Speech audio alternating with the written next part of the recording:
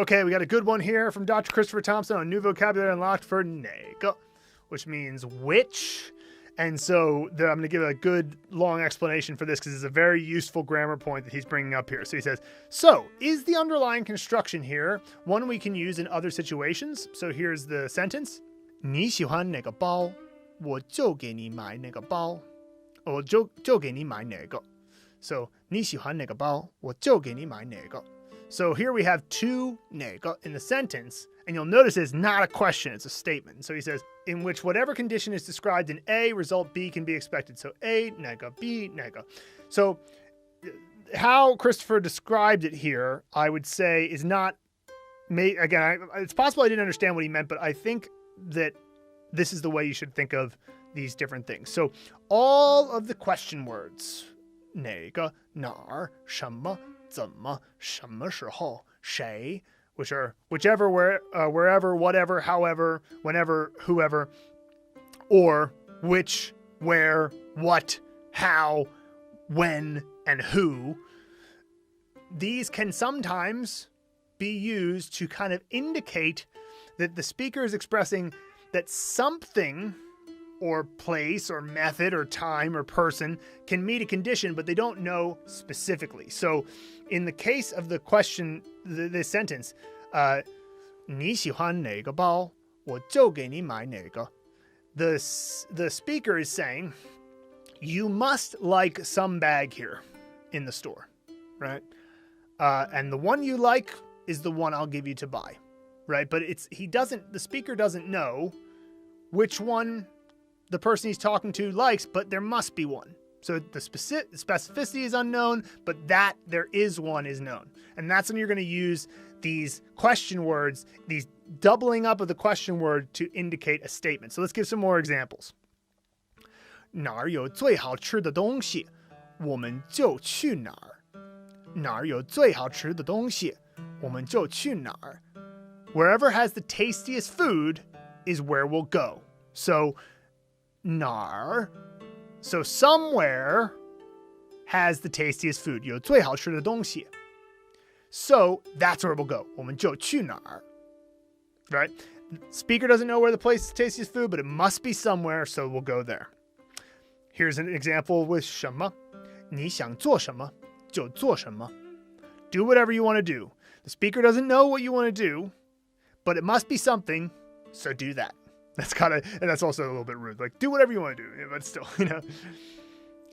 你想怎么做，就怎么做. However you want to do it that way. So, 怎么做 means how to do. 你想怎么做，就怎么做. That means there's an infinite possibility of however you want to do it. There must be a way you want to do it, so do it that way. And that, again, that's this doubling up of the question word to turn into a statement. And again, the key is it's knowing there is a condition that could be met, but not specifically knowing what it is. Here's another one with time. 他什么时候做完，就什么时候走. So whenever he finishes is when we leave. The speaker doesn't know when he'll finish, but it must be sometime, so that's when to leave, right? 谁喜欢这个包，我就给谁买. Whoever likes this bag, I'll buy it for them. So speaker doesn't know who likes the bag, but it must be someone, so he'll buy it for that person. So in that case, we use 谁 for who and whoever. That's how we can conceptualize taking these question words and turning them into this sort of broad-scoped, a condition will definitely be met by someone, someplace, sometime, somehow, but specifically we don't know how, so we'll just make that statement to kind of get that across. And you'll use this type of thing all the time. There's another situation where you might use these different question words in a non-question way. So, 他什么都喜欢.